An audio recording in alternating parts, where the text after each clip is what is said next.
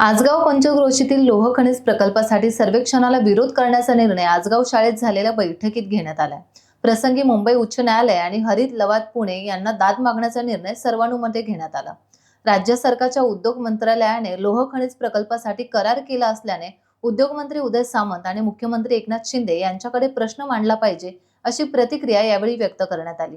आजगाव पंचक्रोशीतील लोह खनिज प्रकल्पासाठी 840 हेक्टर क्षेत्रावर ड्रोन सर्वेक्षण करण्यात येणार आहे अशी माहिती समोर येते।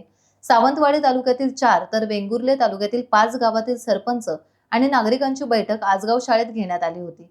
यावेळी आजगाव सरपंच योगेश्वरी सौदागर, धाकोरे सरपंच स्नेहल मोळीक, ॲडव्होकेट भरत प्रभू आजगावकर, शेखर आजगावकर, जयप्रकाश चमनकर, मुळेवाड उपसरपंच हेमंत मराठे, आरवली सरपंच समीर कांबळे, अनुराधा वराडकर, इर्शाद शेख तसेच सरपंच आणि इतर नागरिक यावेळी उपस्थित होते।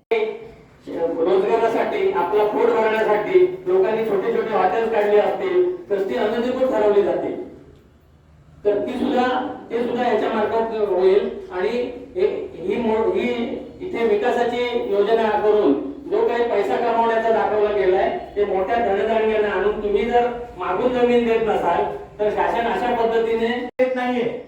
सरकारचं आपल्याला संरक्षण नाही, सरकारने आपल्याला वागावर टाकलेलं आहे।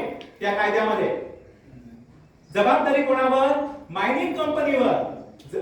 मोबदला हा मायनिंग कंपनी आणि भूपृष्ठधारक म्हणजे शेतकरी यांनी ठरवायचा आहे आणि जो काय मोबदला ठरेल तो मायनिंग कंपनीने द्यायचा। महाराष्ट्र जमीन महसूल संहिता 1966 म्हणून कायदा आहे। टाइम्स डिजिटलला लाईक करा, सबस्क्राईब करा, शेअर करा आणि बेल आयकॉन दाबायला विसरू नका। पाहत रहा टाइम्स डिजिटल।